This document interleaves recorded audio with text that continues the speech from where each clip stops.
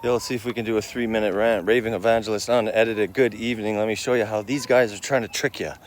They're refusing to tell you the truth. They're refusing they'll speak with their lips and they say, listen, you got to prove to God that you're saved. You got to prove to yourself that you're saved.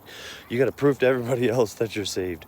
If you want any kind of assurance, it's all on how you're living. It's all about your lifestyle. It's all about if your life has changed. They got all these crazy stories and testimonies, but you know, the testaphonies, that's what it is. These guys' stories are just testaphonies, you know, pointing to the flesh, pointing to everything they've done, pointing to their long-winded stories, man. It's almost awkward and hard to listen to them preach because they don't preach with authority.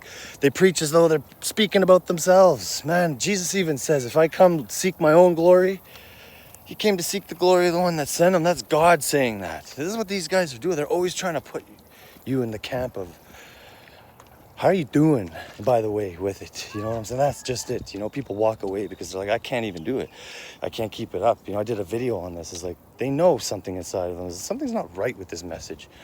This person telling me he's turned from his sins and surrendered to God. When did they drop that bomb on you, by the way, too? When did they drop that bomb on their own families?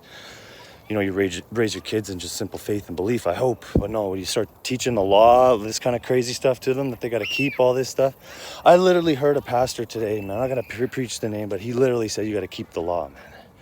You got to, anyway, on and on and on. Yo, they're going to trick you. They're not going to tell you, but just listen to their own words. It's like, they have no assurance too, by the way. No assurance, you know.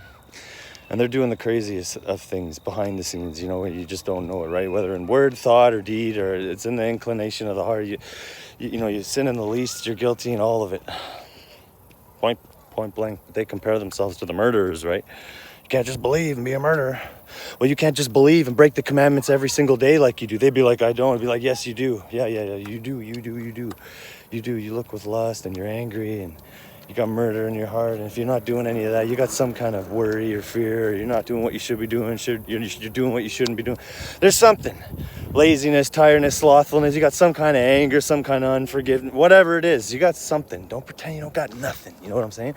They say they turned from all these sins, repented. From which ones? All of them? Few of them? How much works do you guys want? 2, by the way. 1 or 2, 3 works, would that be enough? 20? You want 1,000,000 works? What if 1 work? A guy gets born and saved and he gets 1 work. Is that good enough? And then he goes and murders a bunch of people? They're gonna be like, oh, it's living in continual sin, practicing. I'm telling you, it's all about their stories and how they can try and explain the gospel, but they misunderstand the whole thing, that it's all by faith and belief. Don't listen to these fools. Listen to Jesus and get born again and saved. How about that? Jesus says he loves you and it's enough to just believe. He'll give you the free gift, man. Receive it. Just believe. Cheers. Peace.